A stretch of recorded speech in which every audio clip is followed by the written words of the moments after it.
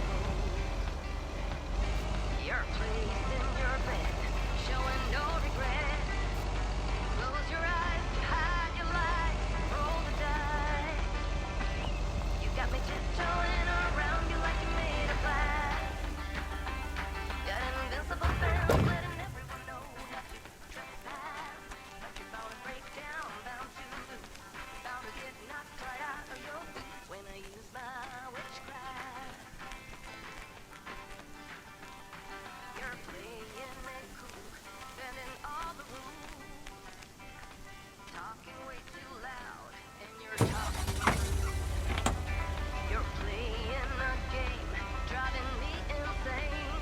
Your heart is back, and it's a fact, no turning back. You got me tiptoeing around you like you're made of glass.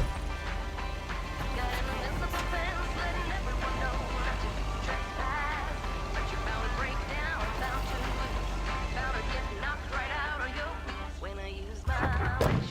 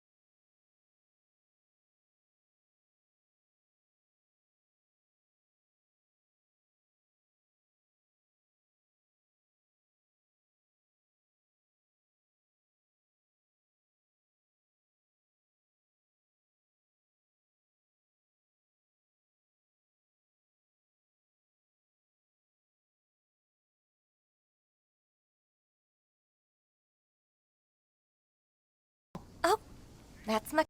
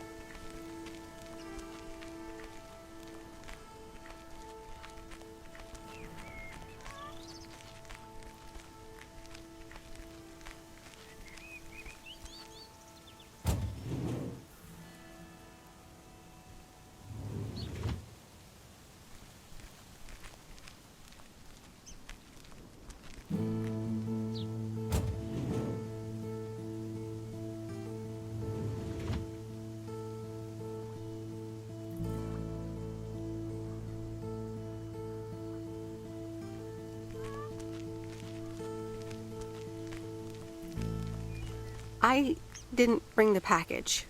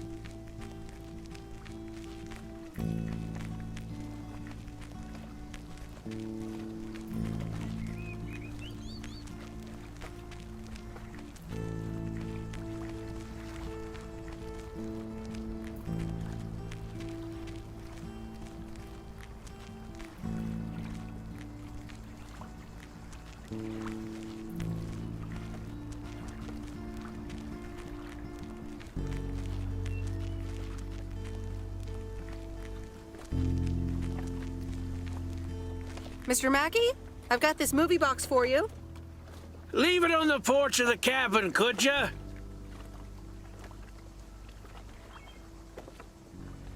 No problem. I'll pick the movie for you then. Yeah, you do that! All right, Jaws it is. Have a nice day.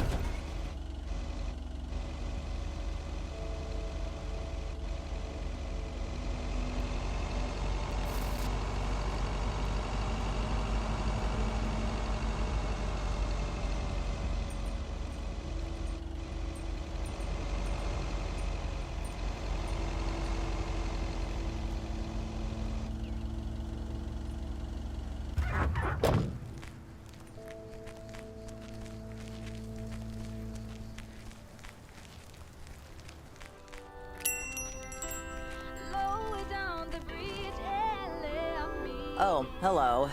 How's the photography coming along? My photography quest has been completed. Here's your equipment pack. Okay then.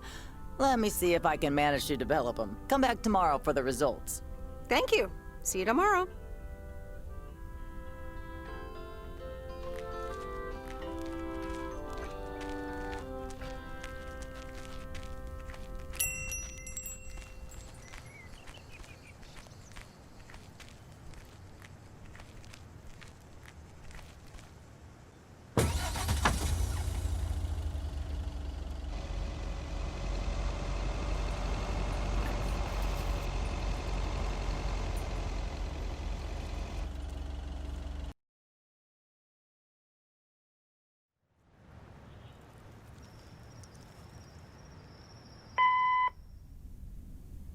Hey, Em, it's me, Kay. Wow, I just, instantly dialed your parents' number. Superpowers! Probably just muscle memory or something like that, right? Or maybe it's like that thing where you smell something and it instantly triggers this mega old memory you didn't even know you had. Know what I mean? Oh man, I had that once when Barry bought me lilacs. And the smell instantly mentally teleported me to when I was 6 years old and fell out of a tree. And I ended up with all this lilac-smelling tree gunk all over my face. You remember that, right? What if it's like that with old phone numbers? You go, must dial M, and then your brain just triggers your fingers to dial? Man, Anyway, I didn't call about that, obviously. I was thinking of maybe taking a stroll around the lake this Sunday, clear my head, and then Maureen suggested maybe you'd like to tag along. Not that I'm asking because of Maureen, of course. Just thought it might be fun to check out the old hangouts and the lake sites and all. If you do want to join, I'll be at the watchtower overlooking the lake at 11 a.m. Sunday. I'll probably hang around a bit, so I'll see you when I see you. Sunday morning watchtower. Be there or be square.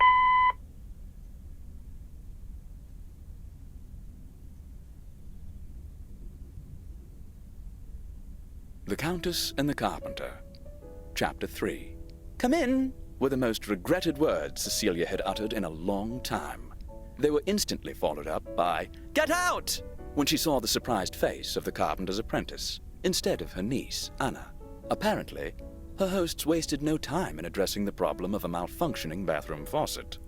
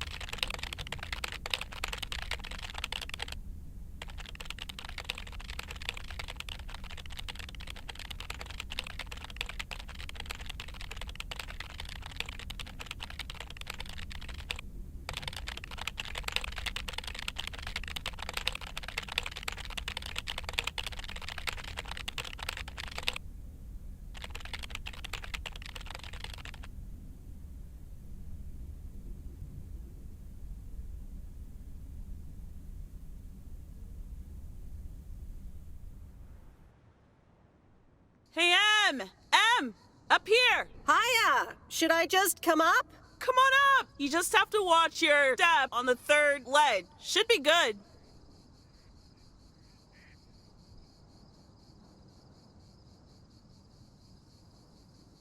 I completely got what you just said, and I'm coming up.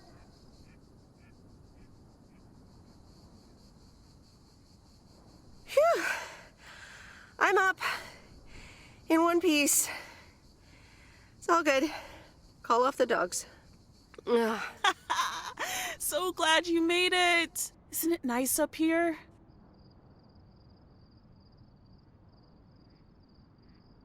Sure is. Oh, that view. Gets me every time. Sounds like you're starting to remember what's great about PO.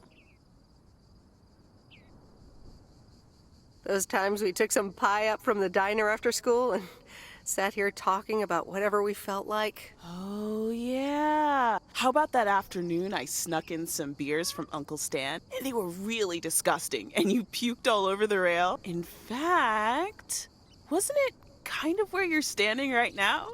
Oh my gosh, it totally was.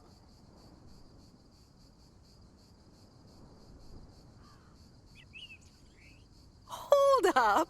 I seem to remember it was closer to where you were standing. Like exactly where your hands are now. Oh!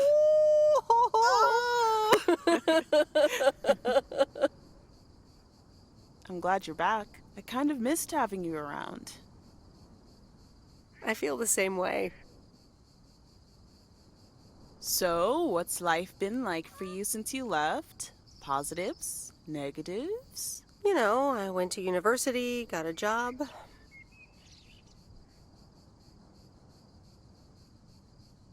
And maybe now it's time for something different. Is it now? Providence Oak's different enough for you? Well, maybe it is, and maybe it isn't. Ooh, that sounds juicy. Is this about something or someone?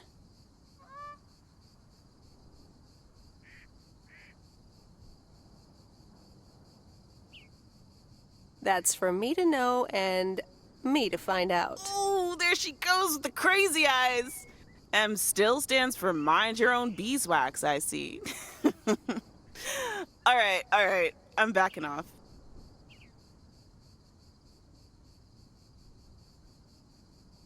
What about you? How have you been? I mean, really? Really, really? It's been great, and it's been tough. You know, I guess it's like that for everyone. I mean, I wanted to go to art school, yes, but turns out I wasn't good enough, or at least that's what they told me when I applied. So I decided to stay and do my own thing. Make music, perform and stuff, you know. I picked up some shifts at the diner, Barry and I reconnected, we got married, and then Max came along. You haven't met him yet, have you? He turns 13 in a few months.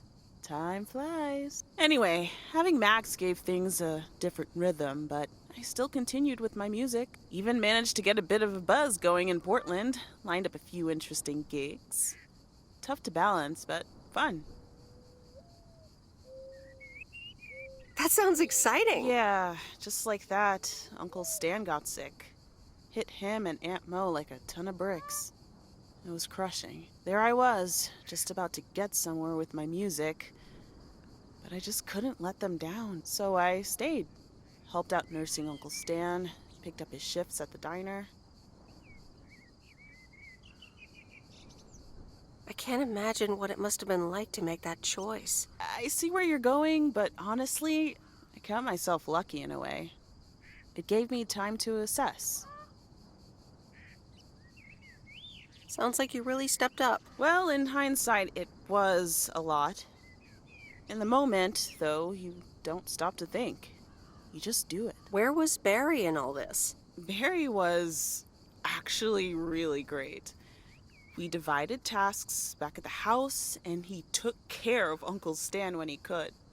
No questions asked. He was just there. And what now? Well, Mo has offered a couple of times to put my name above the door at the diner. Up until now, it felt like too much. Too soon. Too definitive. But I don't know. Maybe if she asks again, I'll think about it. The way things ended up, it may not have been part of my master plan. But I got to spend some of the most precious moments of my life with the most precious people I know. Got to say goodbye to Uncle Stan and be there for Mo. They basically raised me. I'm grateful I got to do that for them. And I built a family of my own, right here in good old P.O. And one day, those kids will hurl all over this rail, just like we did.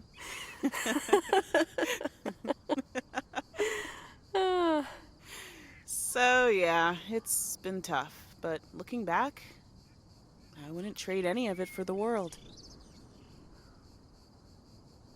I'm so sorry I wasn't there. I don't want you to feel sorry. We all have our own lives to live, right? I mean, I guess you could have done more to keep in touch. You were really kind of a turd in that respect, I have to tell you. But that's life, right? It's in the past. I'm just glad you're here, right now, looking at the lake with me. It's good to know it's never too late to make new memories. Amen to that. I'm glad at least one of us grew up to be a well-rounded individual. Is there a manual I can borrow? Well, after you left, I had to raise myself, didn't I? So, ready to descend to the world below?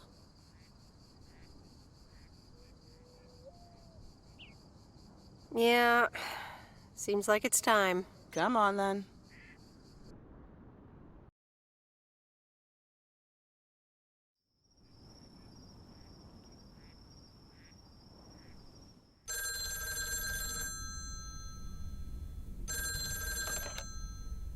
Hello?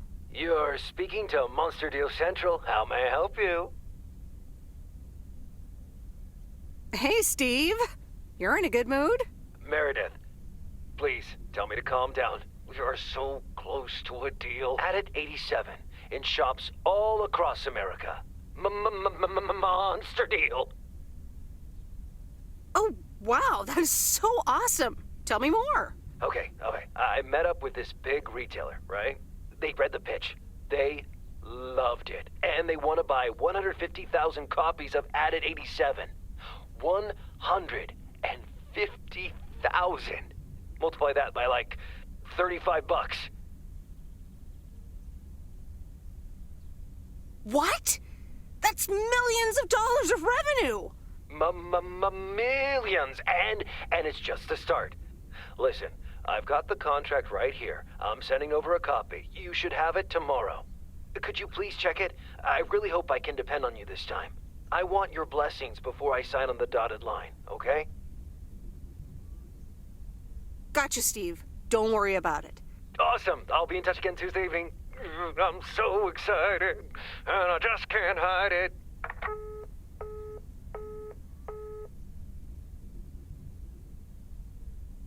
It's official.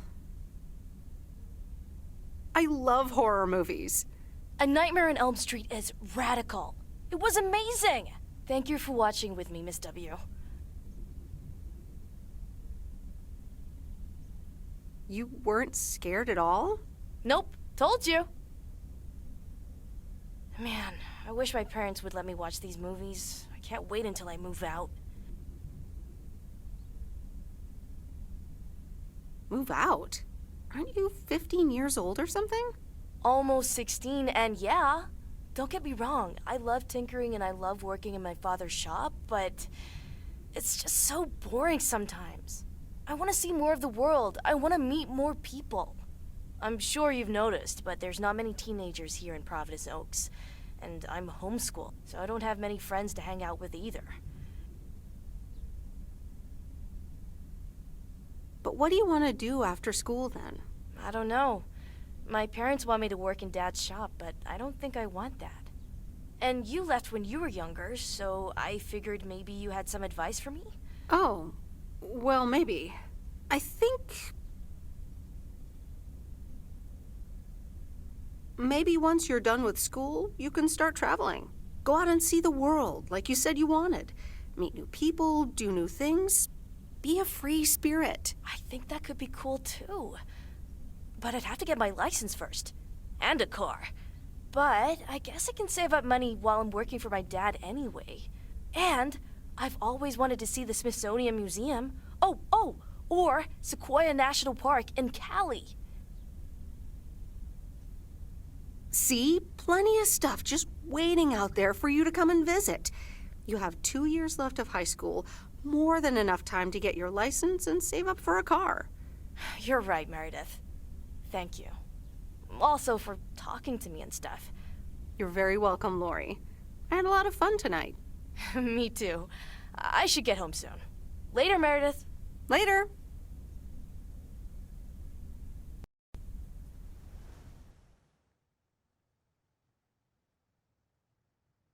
Oh, Steve's parcel. And another note from Tess. Hey, Em, here are Steve's contracts. I bet you're in the mood for some light reading. And now without sarcasm, really. I must admit the energy here is contagious. Is Adit actually going to take off? See you soon. Tess. Good morning, Miss Weiss. Good morning, sir. I didn't see you there. The name's Walter Morgan. I'm with the Postal Service. I left you a message on your answering machine earlier this week.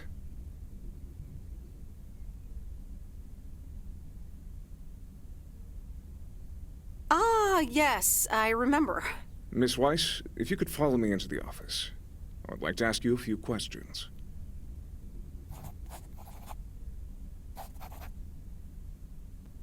Are you familiar with the Postal Service policies?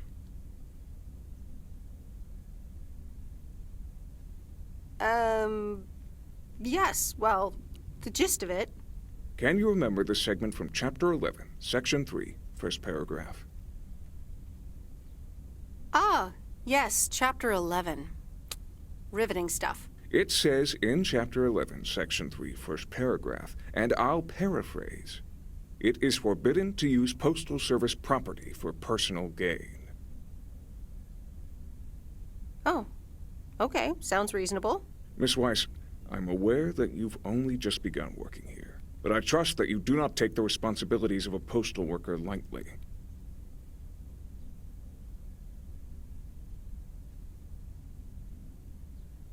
If you look up the definition of integrity, it has my picture next to it. The Postal Service puts its employees under the highest level of scrutiny. I advise you to answer the following 3 questions truthfully. A yes or no will suffice. Do you know Frank Coleman?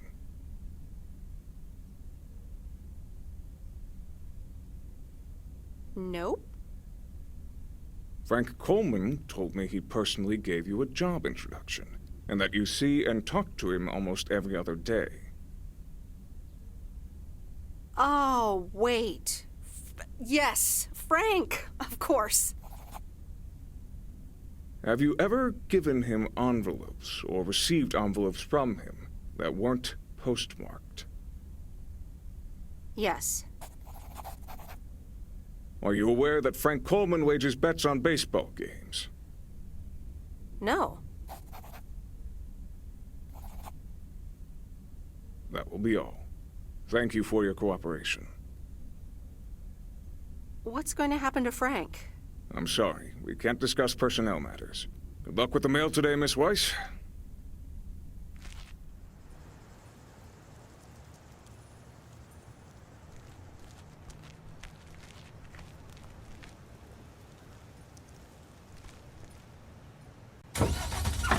Top of the morning, P.O. Late and Monday mornings, the perfect combo.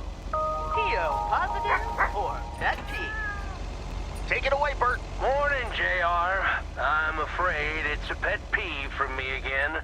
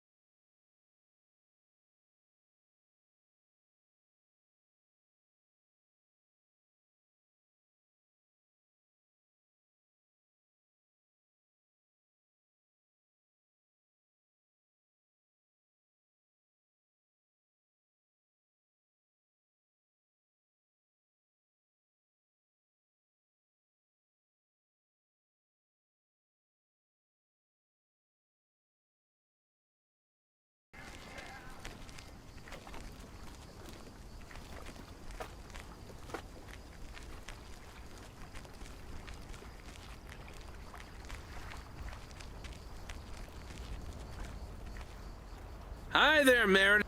I suppose you've come to pick up that VCR thing you dropped off earlier? The movie box? Yes. Did you watch it? Yeah, I did. Took some figuring out how to hook it up to my old TV set, but I got it to work. Good watch. Shark looked a bit fake, though.